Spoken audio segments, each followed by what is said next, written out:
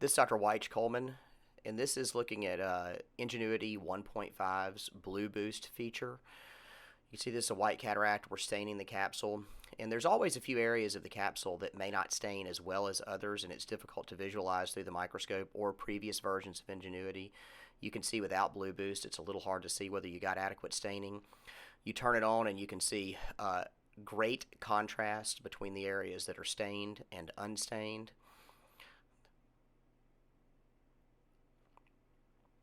This is with Ngenuity 1.5. I'm sure it's going to get even better in the future. And we're going to go ahead and make our Capsulorhexis now. And it's very obvious where the edge of the stained capsule is. And then at the end here, we'll do a side-by-side comparison and show the difference that it makes when you turn the Blue Boost feature off. See, there's areas that are very difficult to see where the staining had occurred. But I think it's very obvious with Blue Boost. I think this is a great feature of 1.5.